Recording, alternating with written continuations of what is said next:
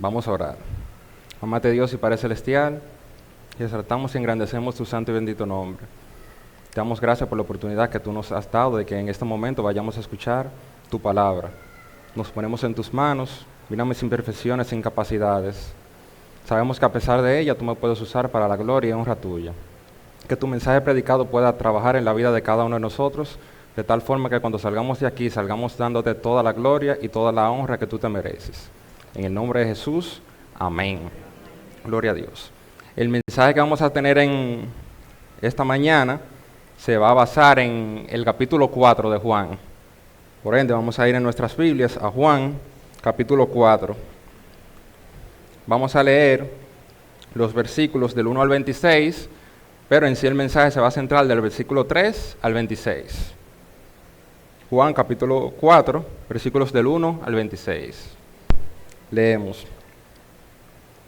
Cuando, pues, el Señor entendió que los fariseos habían oído decir, Jesús hace y bautiza más discípulos que Juan, aunque Jesús no bautizaba sino sus discípulos, salió de Judea y se fue otra vez a Galilea.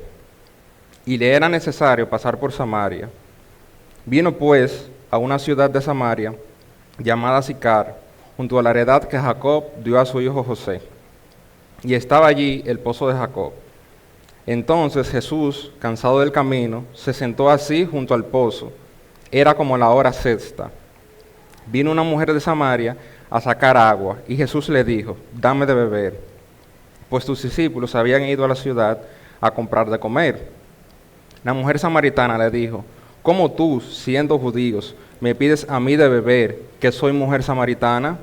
Pues judíos y samaritanos no se tratan entre sí. Respondió Jesús y le dijo, si conocieras el don de Dios y quién es el que te dice, dame de beber, tú le pedirías y él te daría agua viva. La mujer le dijo, Señor, no tienes con qué sacarle y el pozo es hondo. ¿De dónde, pues, tienes el agua viva? ¿Acaso eres tú mayor que nuestro padre Jacob, que nos dio este pozo, del cual bebieron él, sus hijos y sus ganados? Respondió Jesús y le dijo, cualquiera que bebiere de esta agua volverá a tener sed, mas el que bebiere del agua que yo le daré no tendrá sed jamás, sino que el agua que yo le daré será en él una fuente de agua que salte para vida eterna. La mujer le dijo, Señor, dame de esa agua para que yo no tenga sed, ni venga aquí a sacarla. Jesús le dijo, ve, llama a tu marido y ven acá. Respondió la mujer y dijo, no tengo marido. Jesús le dijo, bien has dicho, no tengo marido, porque 5 maridos has tenido, y el que ahora tienes no es tu marido. Esto has dicho con verdad. Le dijo a la mujer, Señor, me parece que tú eres profeta. Nuestros padres adoraron en este monte, y vosotros decís que en Jerusalén es el lugar donde se debe de adorar. Jesús le dijo, mujer, créeme, que la hora viene, cuando ni en este monte ni en Jerusalén adoraréis al Padre. Vosotros adoráis lo que no sabéis, nosotros adoramos lo que sabemos, porque la salvación viene de los judíos. Mas la hora viene, y ahora es, cuando los verdaderos adoradores adorarán al Padre en espíritu y en verdad, porque también el Padre tales adoradores busca que le adoren. Dios es espíritu, y los que le adoran en espíritu y en verdad es necesario que adoren. Le dijo a la mujer, sé que ha de venir el Mesías, llamado el Cristo. Cuando Él venga, nos declarará todas las cosas. Jesús le dijo, yo soy el que habla contigo. Amén. Gloria a Dios. El mensaje de esta mañana lleva como título, Cristo, el Dios que vino en rescate de los desahuciados. Cristo, el Dios que vino en rescate de los desahuciados. En la Biblia nosotros encontramos diferentes términos que se utilizan para describir el estado en el que se encontraban los seres humanos antes y después de estos.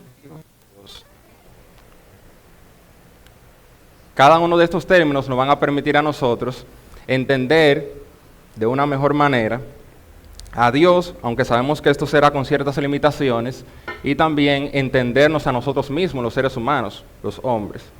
Dentro de estos términos, lo que se utiliza para hablar de aquellas personas que aún no son hijos de Dios, se encuentra que son personas enfermas. Y cuando se habla de que son enfermos, se refiere precisamente a una enfermedad espiritual. De hecho, el mismo Jesús en Marcos 2:17 dijo que los sanos no tienen necesidad de médico, sino los enfermos, y que Él no vino a llamar a justos, sino a pecadores. Aquí Jesús, de manera metafórica, se está describiendo Él como un médico, y a los pecadores que aún no se han arrepentido como enfermos espirituales que requieren del médico para poder ser sanos de esa enfermedad espiritual que tienen. De manera particular, yo considero que la metáfora que se utiliza en la Biblia, que describe con una mayor precisión el estado de las personas no regeneradas, es que están muertos espirituales, porque esto nos deja ver que esa persona por sí mismo no puede hacer nada para salir de ese estado, a menos que Dios intervenga. De todos modos, en medicina hay un término que es el término desahuciado, que se utiliza para atribuírselo a aquellas personas que se encuentran en una enfermedad que está tan avanzada que ya es incurable. Es una enfermedad que básicamente ya no se puede hacer nada por el paciente. El paciente no tiene esperanza de vivir y el tratamiento que se le da a los pacientes que se encuentran en esa condición es un tratamiento paliativo. Básicamente es un tratamiento para que el paciente, dentro de la medida de lo posible, no sufra tanto en lo que se acerca a su momento final.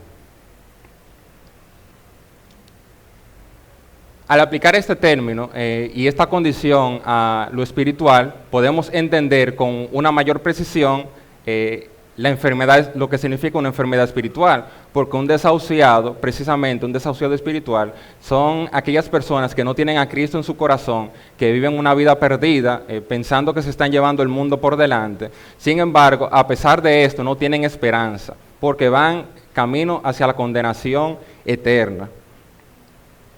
Sin embargo, como nosotros como seres humanos no podemos hacer nada, y de hecho cuando nacemos biológicamente, nacemos con esa condición de ser desahuciados espirituales, Dios envió a su Hijo para que sufriera el castigo de nuestros pecados y por medio de Él nosotros podamos pasar de ese estado de desahucio espiritual hacia tener una vida espiritual en Él, dándole la gloria y la honra que solo a Él se merece. Entonces, la historia de la samaritana, básicamente eso es lo que nos refleja. La historia de la samaritana nos muestra cómo Dios, basado en sus atributos, decidió venir, encarnarse, morir por cada uno de nosotros, y a pesar de él haber sido todo eso, Él lo hizo, no basado en ningún mérito de nosotros los seres humanos, sino basados en su amor y en su misericordia. Dios decide venir en rescate de esos desahuciados espirituales. Por ende, la historia de la samaritana, nosotros lo que vamos a ver es cómo Cristo sale en rescate de los desahuciados, el encuentro de Cristo con una desahuciada, las buenas noticias que Dios en la persona de Cristo le da a esa desahuciada, y por último vamos a ver cómo Cristo se le revela a ella, como el Mesías que había de venir.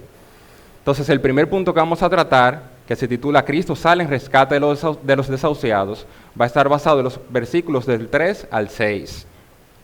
En estos versículos nosotros vamos a ver cómo Jesús es totalmente Dios y totalmente hombre, mientras Él sale en rescate de los desahuciados. Pero para entender esta parte un poco mejor, es necesario que retrocedamos en la historia. Cuando se fundó la nación de Israel, bajo el reinado de David y de Salomón, fueron los únicos periodos, fueron los únicos dos reyes en los cuales la nación de Israel estaba unida, estaba unificada. Durante el periodo de Salomón le fue tan bien a la nación que esa época se llegó a conocer como la época dorada, porque la nación de Israel era muy próspera.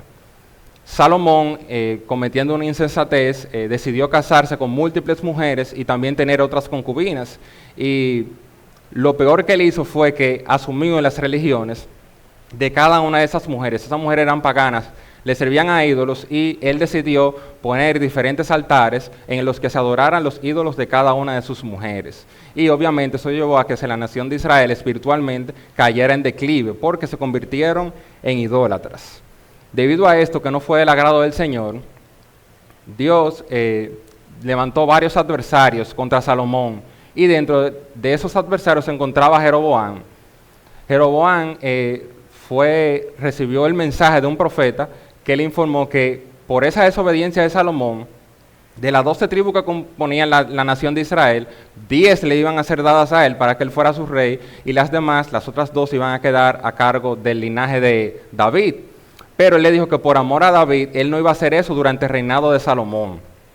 Entonces, una vez que muere Salomón, quien lo sustituye es Roboam, el hijo de Salomón. Y con fines de establecer las paces, Jeroboam acude donde Roboam, el hijo de Salomón, y cuando tratan de conciliar la situación, no fue posible. Por lo cual se cumplió lo que el profeta le había dicho a Jeroboam. Se dividió la nación de Israel. 10 tribus, que fueron las tribus del norte, pasaron a llamarse la nación de Israel, y cuya capital en un periodo más adelante iba a ser Samaria. Y en el sur se quedó la tribu de Judá, que su capital fue Jerusalén. Esta división que fue por, ya Dios había dicho por qué iba a ser, que fue por la desobediencia de Salomón, era con el objetivo de que las tribus del norte no cayeran en la idolatría. Sin embargo, con el tiempo, esas tribus del norte, la nación de Israel, refiriéndome a las 10 tribus del norte, mostraron ser más idólatras que Judá en el sur. Entonces Dios, para castigarlo, mandó una superpotencia de esa época, que era Asiria. Y Asiria barrió y se llevó cautivos a los israelitas. La estrategia que utilizaba Asiria era que cuando ellos conquistaban un lugar, ellos poblaban ese terreno nuevamente con personas de otras naciones. Y precisamente eso fue lo que hicieron a Samaria. Llevaron a personas de diferentes naciones y esas personas eran paganas. Ellos llevaron a sus ídolos hacia allá. Entonces Dios, para castigarlo a ellos, lo que hizo fue que envió leones. Y los que vivían en Samaria en ese momento lo que interpretaron fue que como ellos vivían en desobediencia para el Dios de esa tierra, porque ellos pensaban que los dioses eran territoriales, mandaron hacia el rey de Asiria una comisión para que él le mandara a alguien que le enseñara la ley de ese Dios. Y precisamente mandaron un sacerdote. El sacerdote le enseña la ley de Dios, la ley de Jehová, y ellos deciden obedecerlo. Pero básicamente ellos lo que hicieron fue un sincretismo. Ellos seguían sirviendo a sus dioses, adorando a sus dioses, y al mismo tiempo decían adorar a Dios, a Jehová. En la nación del sur también pasó algo similar en cuanto a la idolatría. Al menos la mitad de sus reyes fueron idólatras, y por eso fueron llevados cautivos, pero en este caso por Babilonia. Cuando llevaron cautivos a esas personas hacia Babilonia, los judíos que quedaron ahí se mezclaron con los samaritanos. Y cuando llegan del cautiverio babilónico nuevamente los judíos, que quieren reedificar el templo y sobre todo el muro, estos samaritanos que se habían quedado en ese terreno y decían adorar a Dios y se consideraban los descendientes de Abraham, le ofrecieron su ayuda. Pero los judíos, viendo que ellos tenían una mezcla racial y ya venían por una experiencia de que por la idolatría que ellos habían tenido, por mezclarse y adoptar otros dioses, habían ido cautivos, no quisieron la ayuda de los samaritanos. Entonces ahí empezó ese conflicto entre samaritanos y judíos. Y con el pasar del tiempo, hasta que llegue el periodo intertestamentario, ocurrieron una serie de eventos que hicieron que esa enemistad cada vez se fuera haciendo más fuerte. Y cuando se llega a la época de Jesús, los samaritanos y los judíos no se llevaban entre sí, por ese conflicto que ellos tenían. Básicamente eran enemigos. Entonces, al ver esto, podemos llegar a la conclusión de que lo que Cristo hizo al decidir pasar por Samaria fue algo sorprendente, porque Jesús era precisamente un judío y estaba decidiendo pasar por Samaria. Entonces leemos nuevamente los versículos 3 al 4 que dice: salió de Judea y se fue otra vez a Galilea, y le era necesario pasar por Samaria. Entonces en estos versículos vemos cómo Jesús sale en busca de los desahuciados y al mismo tiempo nos presenta que Él es totalmente Dios. ¿Por qué totalmente Dios? Porque aquí salen a reducir sus atributos, que Él es soberano, que Él es amor y que también es misericordioso. Y esto lo mencionamos porque, si bien es cierto que Jesús vino para salvar a personas de todas las naciones, en esta etapa de su ministerio terrenal, Jesús no vino por los samaritanos. Esa función Él se la delegó a sus discípulos. Por eso cuando Él ascendió, Él le dijo: me seréis testigos en Jerusalén, en Samaria y hasta lo último de la tierra. Ese era el tiempo específico designado a partir del cual ya el Evangelio se iba a difundir globalmente, pero de manera inicial iba a empezar por Jerusalén. Entonces vemos aquí cómo, a pesar de que es el plan de Dios, Él decide, antes de que llegue esa fecha, salvar a muchos samaritanos. Y precisamente por eso fue que Él decidió pasar por Samaria.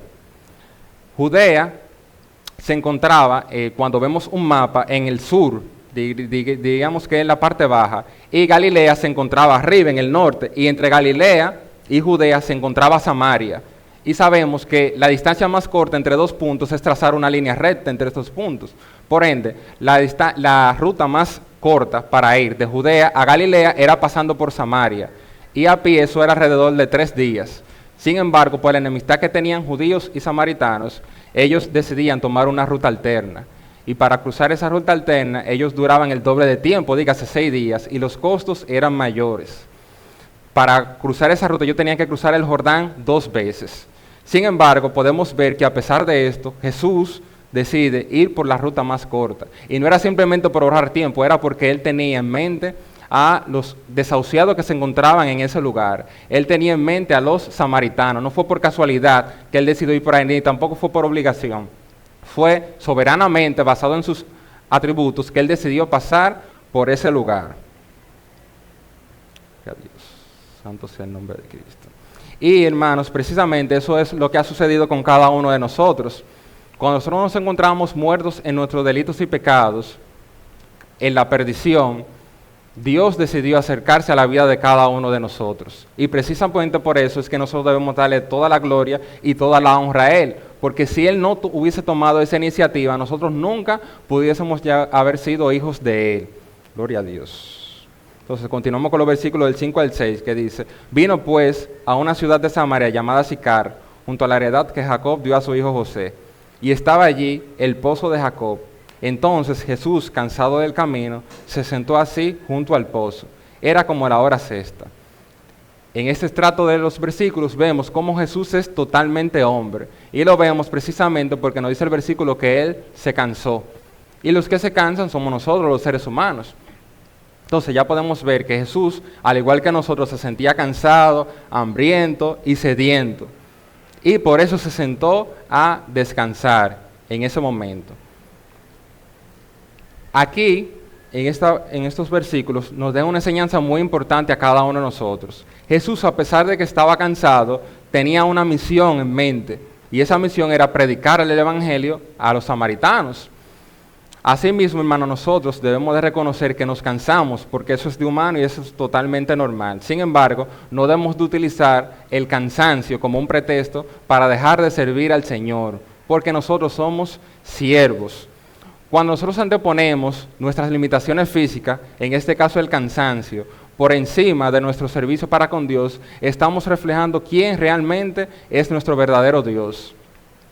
Y eso debe llamarnos la atención a nosotros porque muchas veces nosotros estamos cansados porque no somos buenos mayordomos de nuestro cuerpo ni de nuestro tiempo.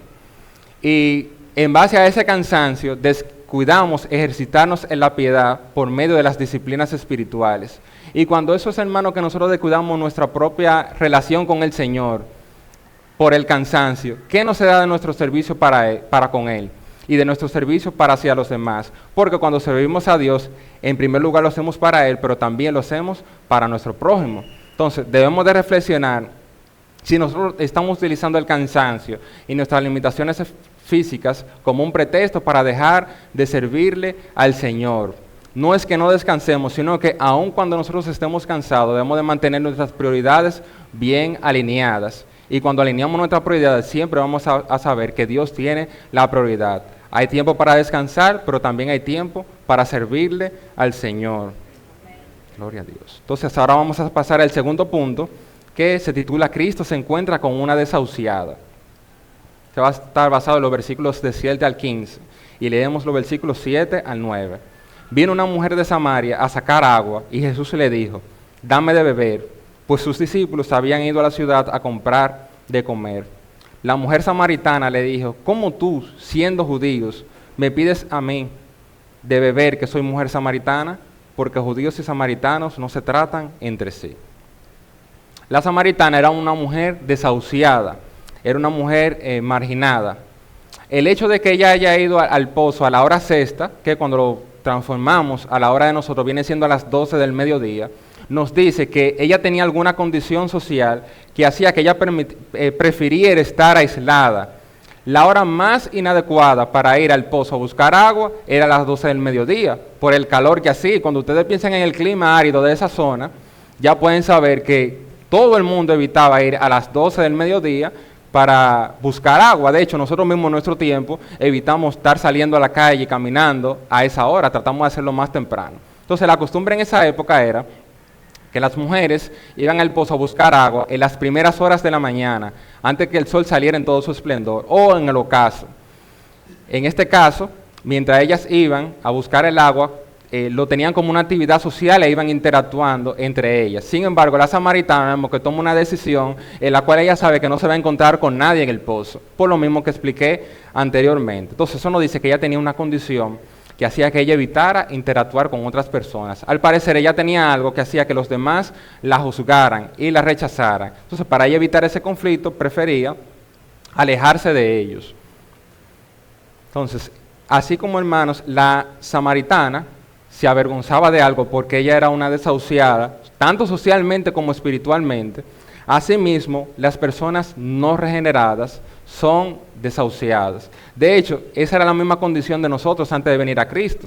Nos dice la palabra de Dios que antes de venir a Cristo, nosotros éramos lo más necio, lo más vil, lo más indigno, lo más bajo, lo más menospreciado.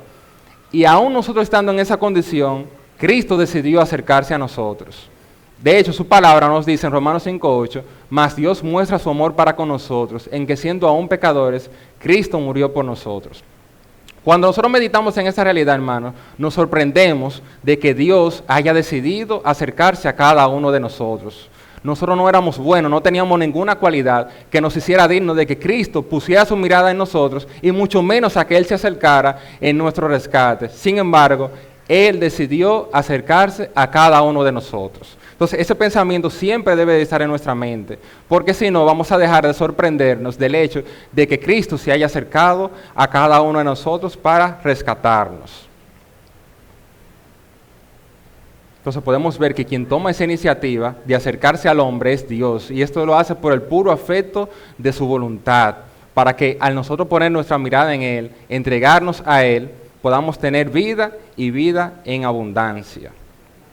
Entonces, volviendo al texto, podemos ver entonces cómo la mujer samaritana, que había ido a una hora en la que ella, con el propósito de evitar la interacción con otras personas, se encuentra con Jesús.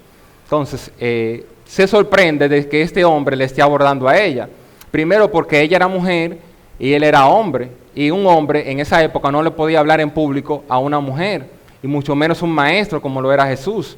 También ella era samaritana y él era judío, que no se llevaban entre sí como el mismo texto nos lo dice. Sin embargo, a pesar de esto, Cristo decide interactuar con ella. Ella evitando hablar con otras personas por lo que se avergonzaba, y Cristo acercándose a ella con el fin de rescatar su alma. Gloria a Dios. Ahora nos dice el versículo 10, respondió Jesús y le dijo, si conocieras el don de Dios y quién es el que te dice, dame de beber, tú le pedirías y él te daría agua viva. Aquí podemos ver cómo Jesús le pidió agua a la samaritana porque él tenía una sed física. Sin embargo, a pesar de que ella le dé esa respuesta a él, una respuesta en cierto sentido discriminante, porque fue sorpresiva, pero también discriminándolo por su condición de judío, vemos cómo Cristo estaba enfocado en la necesidad espiritual de la samaritana. Él quería saciar la sed que tenía el alma de la samaritana. Todos los seres humanos tenemos sed de Dios, todos, absolutamente todos. El problema es que esa sed tratamos de saciarla por otros medios que se encuentran fuera de Dios, y ahí es cuando viene el problema. Entonces Jesús decide hablarle a la samaritana utilizando términos comunes. Él le pide el agua física, pero le va a hablar del agua espiritual, como mencioné, para saciar su sed espiritual. Sin embargo, así como Nicodemo en el capítulo 3 no entendió de manera inicial cuando Jesús le dijo que le era necesario nacer de nuevo para entrar en el reino de los cielos, asimismo la samaritana no entendió de lo que Jesús le está hablando cuando le está ofreciendo de esa agua viva. Entonces, aquí podemos ver que la samaritana no sabía a quién se estaba dirigiendo. A quien le estaba solicitando el agua a ella era el Rey soberano del universo. Sin embargo, la samaritana no tenía ni idea de quién era que se estaba dirigiendo hacia ella. Y vemos que aquí habla del don de Dios. que Jesús le dice, si conocieras el don de Dios, ¿y quién es el que te pide? Tú le pedirías y Él te daría agua viva. Entonces, aquí cuando se refiere al don de Dios, de manera general, está hablando sobre la dádiva de Dios, el regalo que hizo Dios el Padre al enviar a su Hijo unigénito a morir por cada uno de nosotros, para que todos aquellos que pongan la fe en Él, que esa fe la van a tener por medio del Espíritu Santo, puedan ser salvos. Eso en el sentido general. Pero de manera particular en este contexto, cuando habla del don de Dios, se está refiriendo al don del Espíritu Santo, que era aquella agua viva que iba a venir a saciar la sed de la samaritana y de todos aquellos que pongan la fe en Cristo. Gloria a Dios. Dice el versículo 11 al 12. La mujer le dijo, Señor, no tienes con qué sacarla y el pozo es hondo. ¿De dónde pues tienes el agua viva? ¿Acaso eres tú mayor que nuestro padre Jacob, que nos dio este pozo, del cual bebieron él, sus hijos y sus ganados? Por la acción de la samaritana nos damos cuenta que en efecto ella no está entendiendo lo que Jesús le está diciendo, porque le responde con esas preguntas, como que tú ni siquiera tienes con qué sacar el agua y tú me estás ofreciendo a mí agua viva. ¿Acaso eres tú mayor que nuestro padre Jacob? Pero lo que ella no sabía es que con quien ella estaba hablando era no solo más grande que Jacob, también era más grande que Abraham, que Moisés e incluso que Adán antes de la caída, porque fue su creador. De Dios. Entonces Jesús no le está ofreciendo a esta mujer el agua física que ella está esperando, le está ofreciendo el agua que salta para vida eterna. Pero como ella aún no entiende qué es lo que él le está ofreciendo, Cristo continúa con la conversación. Y en los versículos del 13 al 15 le dice lo siguiente. Respondió Jesús y le dijo, cualquiera que bebiere de esta agua volverá a tener sed, mas el que bebiere del agua que yo le daré no tendrá sed jamás, sino que el agua que yo le daré será en él una fuente de agua que salte para vida eterna. La mujer le dijo, Señor, dame esa agua para que no tenga yo sed ni venga aquí a sacarla. Ya con esto Jesús le confirma a ella que le está hablando de cosas espirituales. Él está ofreciendo saciar la sed que tiene el alma de esta samaritana. Una sed que ella trata de saciar por sus propios medios, pero que aún así no ha podido saciarla. La samaritana de manera repetida iba al pozo a buscar agua para saciar su sed física. Pero de esa misma manera, como mencioné anteriormente, todos los seres humanos tenemos sed de Dios y tratamos de, en nuestra humanidad, saciar esa sed por nuestros propios medios y recurrimos a diferentes pozos. Pero mientras vamos recurriendo a esos pozos nos vamos dando cuenta que nuestra sed no es saciada, sino que aumenta. Y precisamente por eso es que nosotros, dentro de los pozos que recurrimos para saciar nuestra sed de Dios, se encuentra el pozo del desarrollo personal. Y precisamente por eso es que nosotros pensamos, no, cuando yo termine la secundaria, o cuando yo termine la universidad, cuando yo me case, cuando yo tenga mi casa, cuando yo tenga mi carro, cuando yo tenga mi hijo, cuando yo tenga mis nietos, cuando yo tenga una buena solvencia económica, entonces yo me sentiré pleno, entonces yo me sentiré feliz, yo me sentiré regocijado. Todos esos son pozos a los cuales nosotros recurrimos para ser felices, para sentirnos gozosos. Sin embargo, nos damos cuenta que por más agua que bebamos de estos pozos, nunca seremos saciados. Por más que obtengamos, más seguirá nuestra sed aumentando, porque estamos recurriendo al pozo inadecuado. Estamos recurriendo a una cisterna rota. Estamos recurriendo a un agua que no tiene la capacidad de saciar nuestra sed. Otros recurren al pozo del placer y tratan de buscar su felicidad por medio de el alcohol, la inmoralidad sexual, las redes sociales buscando aprobación por medio de estas, a tener maratones de serie, verme una serie completa de 10 capítulos en un momento porque eso me da placer, eso me va a hacer sentir bien, me va a hacer sentir pleno. Otros recurren a la pereza y todos estos pozos muestran que esa sed no puede ser saciada. Y es que cada uno de esos pozos son realmente ídolos, porque todo aquello en lo que nosotros buscamos sentirnos plenos, fuera de Cristo, realmente es un ídolo, porque no reflejan para nada la gloria de nuestro gran Dios. Santo sea el nombre del Señor. Entonces, un ejemplo de que nosotros no podemos ser saciados recurriendo a los pozos inadecuados es el predicador de Eclesiastés. ¿Qué nos dice él? Que él se propuso en su corazón probar todos los placeres del mundo, buscando sentirse pleno. Sin embargo, la conclusión a la que él llegó durante su búsqueda fue que debajo del sol todo era vanidad. Entonces eso hizo que reflexionara.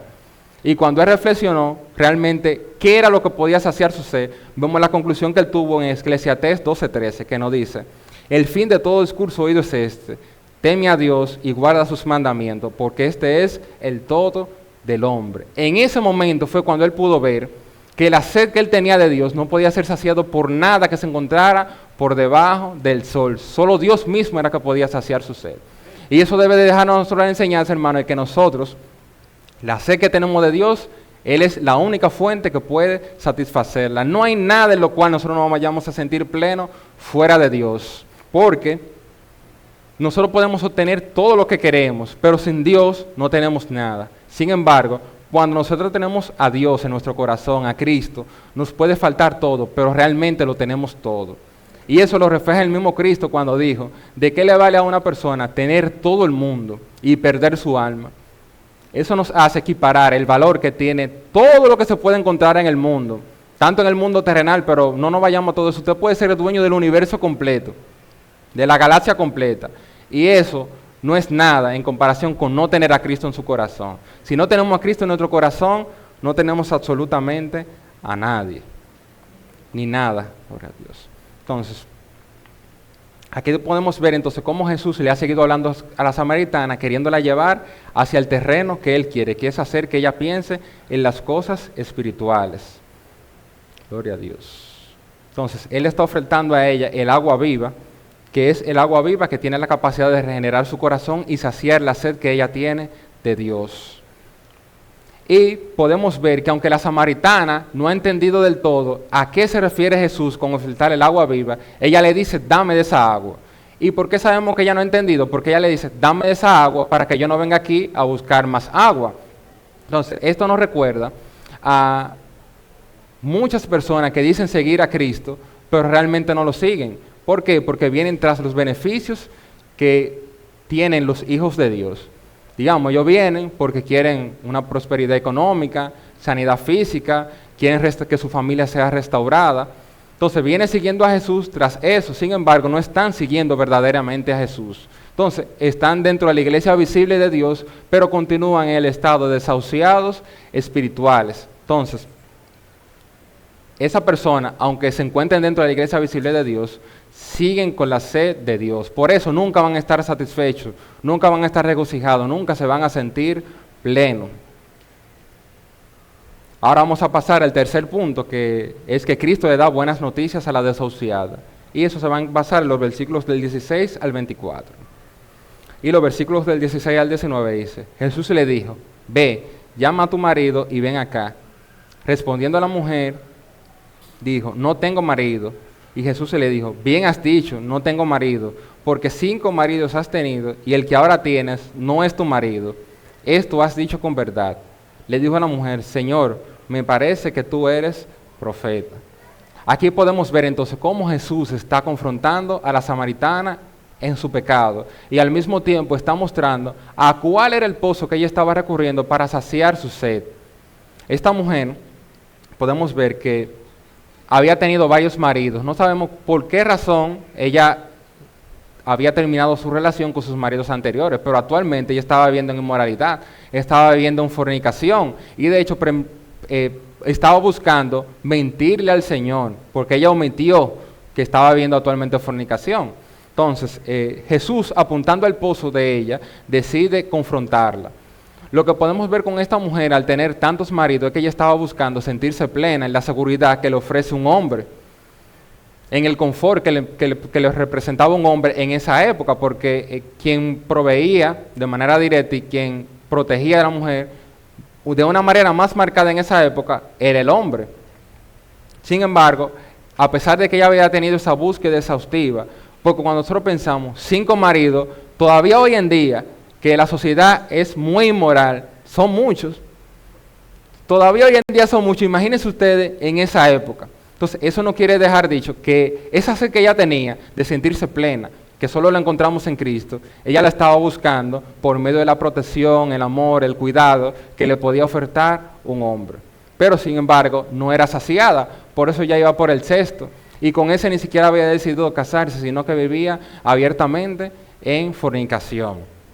Entonces Jesús, que ella le había pedido de esa agua, pero sin querer valorar el precio, porque ella no entendía realmente lo que se le estaba ofreciendo, decidió confrontarla para llevarla hacia el lugar al que Jesús quería, que era saciar esa sed.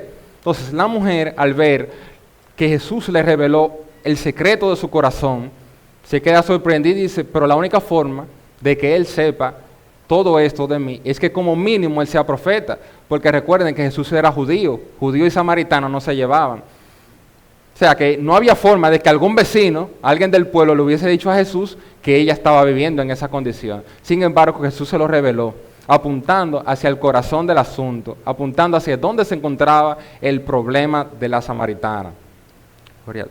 Entonces, ahora vamos a ver cómo la samaritana decide desviar la atención de sentirse expuesta y confrontada, aunque podemos ver en el versículo que Cristo la confrontó, pero con amor y con sensibilidad. Entonces ella, tal vez en un intento de desviar su atención del momento de sentirse expuesta, decide hablarle de cosas espirituales, porque ya como que viene cayendo que Jesús realmente le está hablando de algo espiritual, no de algo terrenal. Entonces por eso ella viene y le dice, los versículos del 20 al 21, nuestros padres adoraron en este monte, y vosotros decís que en Jerusalén es el lugar que se debe adorar.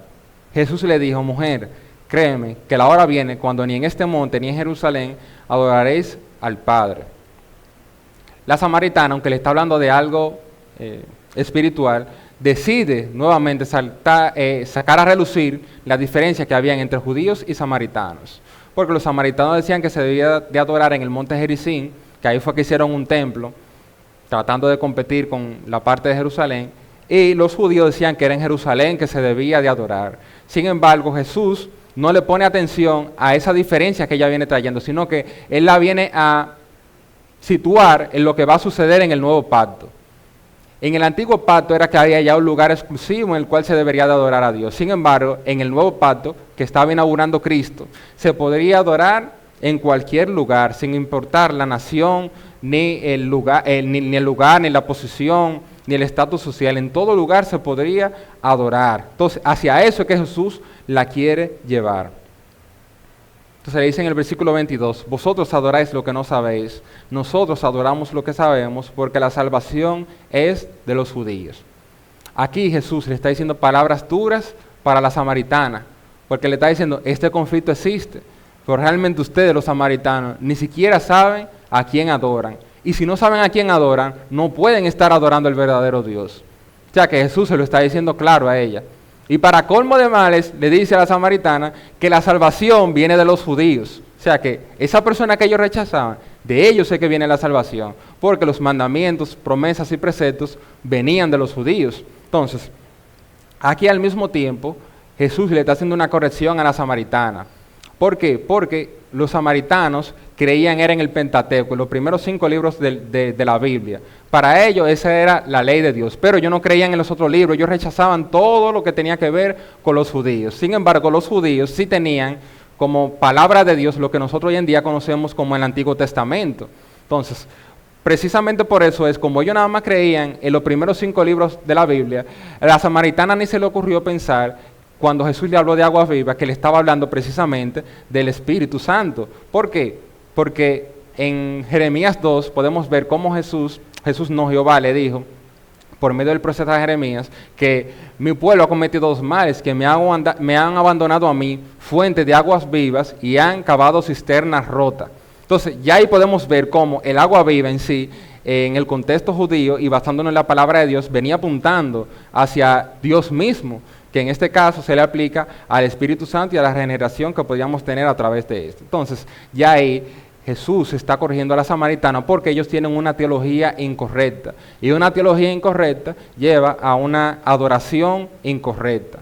Ellos no tenían la revelación completa de Dios hasta ese punto. Por ende, cosas que daban como válidas no lo eran. Y en el versículo 23 al 24 le dice, mas la hora viene y ahora es cuando los verdaderos adoradores adorarán al Padre en espíritu y en verdad, porque también el Padre, tales adoradores, busca que le adoren. Dios es espíritu y los que le adoran en espíritu y en verdad es necesario que le adoren. Ahora Jesús pasa a decirle a la samaritana el tipo de adorador que él está buscando. Ya le dijo que realmente ella ni sabía lo que estaba adorando, por ende, la adoración de ella no era una adoración correcta. Pero aquí él pasa a decirle qué tipo de adoración es que Dios está buscando, qué tipo de adoradores. Y le dice que son adoradores que adoren al Padre en espíritu y en verdad. Algo que debemos de reconocer es que es imposible adorar a Dios en espíritu y en verdad si no hemos nacido de nuevo. De hecho, nos dice en 1 Corintios capítulo 2, versículo 14, pero el hombre natural no percibe las cosas que son del Espíritu de Dios, porque para él son locuras y no la puede entender, porque se han de discernir espiritualmente. El hombre natural es aquel que no ha nacido de nuevo, es aquel que no ha sido regenerado y se encuentra en el mismo estado en el que se encontraba la samaritana, que no sabía lo que estaba adorando. Estaba adorando algo, pero no estaba rindiendo una adoración conforme a como Dios la pide, conforme a como Dios la demanda. Y al final, lo que importa es adorar a Dios como Él lo demanda, no como nosotros queremos, como nos dé la gana. Entonces, una persona samaritana podemos ver que no tiene la capacidad de adorar a Dios en espíritu y en verdad, porque una adoración en espíritu y en verdad surge de un corazón que está agradecido por la renovación que Dios ha hecho en su vida. Es una adoración que surge de un corazón en el cual corren ríos de agua viva.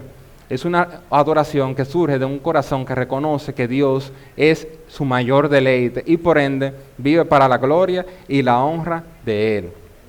La adoración a la que Jesús está hablando aquí no se limita a las alabanzas que nosotros entonamos, que bien es cierto que forman parte de la adoración, pero la adoración de la que Jesús está hablando aquí es un estilo de vida que se centra en glorificar su nombre y en deleitarse mientras glorificamos su nombre. Gloria a Dios. Entonces, un verdadero adorador exalta a Dios con regocijo, con amor, con entrega, con devoción, con reverencia, amándolo sobre todas las cosas, incluso amándolo por encima de sí mismo, amándolo por encima de su propia persona. Y eso se va a reflejar en todas las relaciones de esas personas. Se va a reflejar en su relación como hijo, como hermano o hermana, como padre o madre, como empleado, como miembro de una iglesia, como ciudadano, en todas las esferas de su vida, va a ser evidente que esa persona es un verdadero adorador, porque el gozo del Señor se refleja a través de él, porque es una persona que se siente plena porque está en Cristo. Un verdadero adorador glorifica a Dios viviendo conforme a lo que se encuentra establecido en su palabra, y eso lo hace porque es consciente de que a pesar de que su carne, el mundo y Satanás le dicen que no debe de vivir por esa forma, es decir, van dando contracorriente, sabe que la prioridad es hacer lo que Dios demanda. Por ende, no utiliza la libertad que Dios nos ha dado del pecado como un pretexto para pecar, no lo pervierte, no cae en un libertinaje. Y es algo absurdo tratar de burlarse de Dios en este sentido, porque la misma palabra de Dios nos dice que Dios no puede ser burlado. Entonces, cuando una persona quiere utilizar la libertad que Cristo nos ha dado como un libertinaje, como una licencia para pecar, atento a la gracia y la misericordia de Dios, es un intento absurdo de burlarse de Dios. Y si no se arrepiente de su pecado, va a perecer.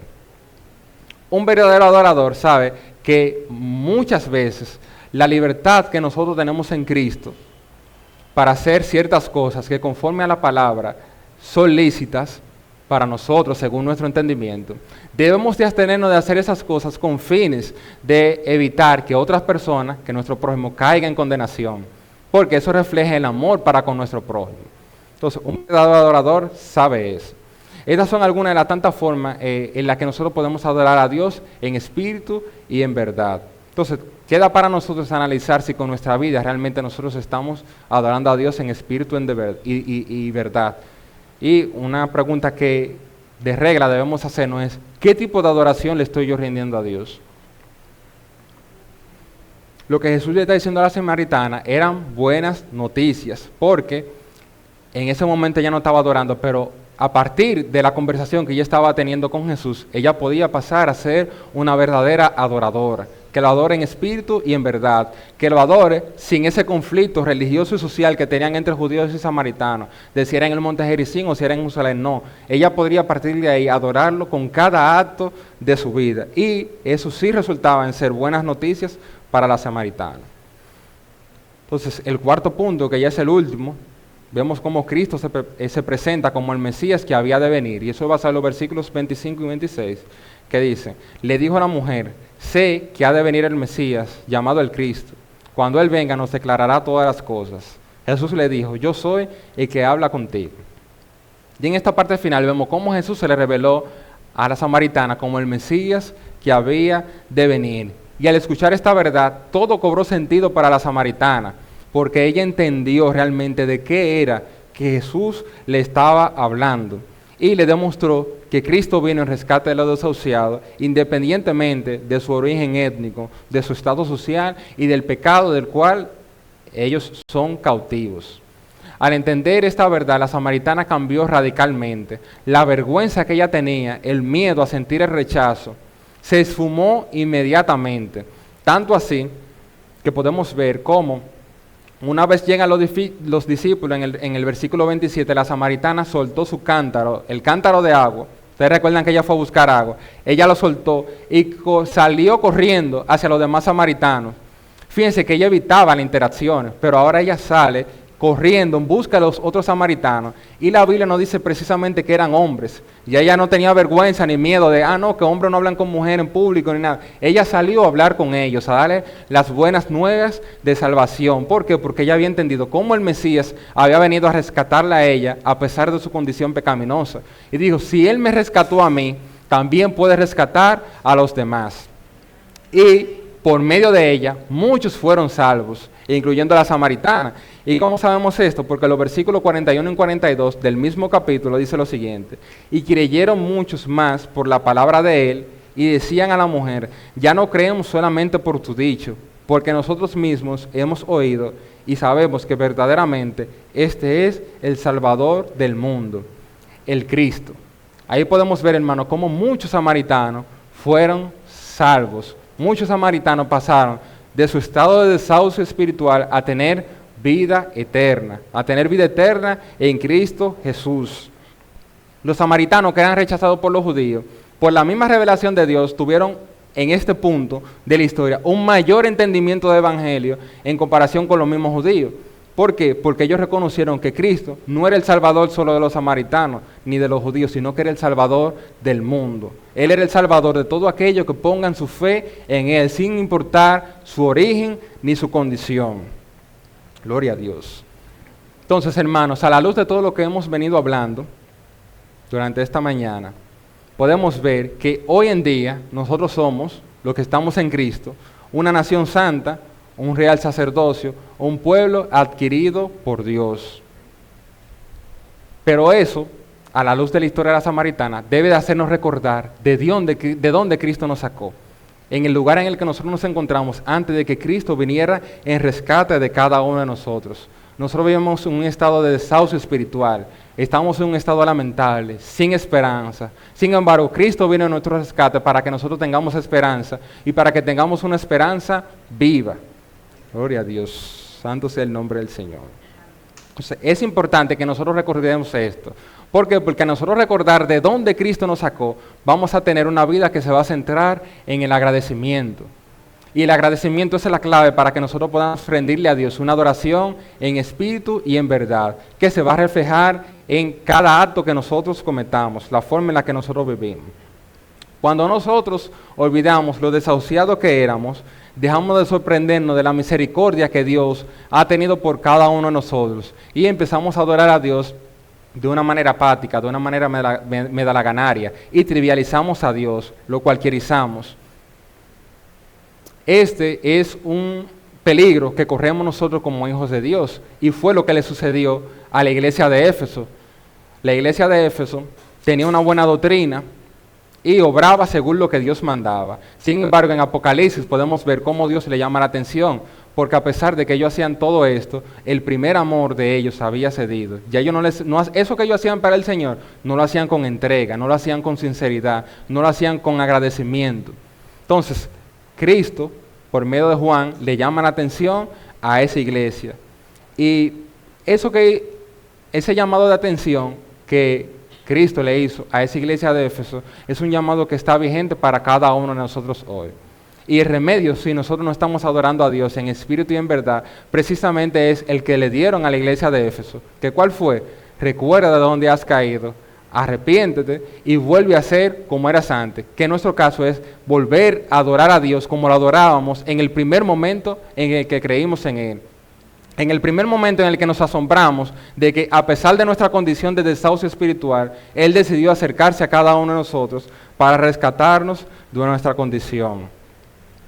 Ese es el corazón de la adoración, vivir una vida de agradecimiento, maravillándonos a diario de la obra que Cristo ha hecho por cada uno de nosotros para venir en nuestro rescate. Eso automáticamente va a hacer que nosotros recibamos a Dios con regocijo, con gozo y con entrega, porque Él sació la sed que nuestra alma tenía de Dios. Para los amigos, tú que todavía no crees en Cristo, tienes una sed espiritual, aunque no lo reconozcas, y realmente estás tratando de saciar esa sed, recurriendo a pozos que no van a ser capaces de saciar tu sed, porque esa sed solo puede ser saciada por Dios. Cristo ha decidido acercarse a ti en el día de hoy. Precisamente por eso ha permitido que tú escuches su palabra predicada, sin importar el medio en el que sea. Y lo que Cristo te exhorta y te garantiza en el día de hoy es que si tú vienes a Él, Él va a saciar tu sed y de ti correrán ríos de agua vida. Y vas a tener vida y la vas a tener en abundancia. Mientras siga tratando de saciar tu sed, recurriendo a pozos terrenales, esa sed va a seguir aumentando y vas a seguir camino hacia la perdición. Entonces, la exhortación es que venga Cristo y que venga hoy, porque tiene esa promesa garantizada de que si vienes a Él, de ti correrán ríos de agua vida y vas a poder vivir para la gloria y honra de Él. Entonces, hasta aquí ha llegado el mensaje, hermanos. Ahora vamos a proceder a orar. Señor, adoramos y exaltamos tu santo y bendito nombre. Te damos gracias por la palabra predicada. Te pedimos, Señor, que seas tú obrando en nuestros corazones para que podamos vivir una vida de agradecimiento, adorándote en espíritu y en verdad. Que podamos darte toda la gloria y toda la honra, sin importar el lugar en el que nos encontremos, sin importar nuestra condición. De igual forma, Señor, te presentamos a los amigos, obra en sus corazones para que ellos puedan abrir sus ojos y entender realmente que el estado de su vida espiritual, Señor, es un estado desahuciado, están muertos espiritualmente y necesitan que tú vengas y le ofrezcas de tu agua viva, Señor. Obra en cada uno de ellos para que ellos puedan entender el Evangelio y acudir a ti en arrepentimiento, para que puedan vivir una vida que te glorifique. En el nombre de Jesús, amén. Dios le bendiga.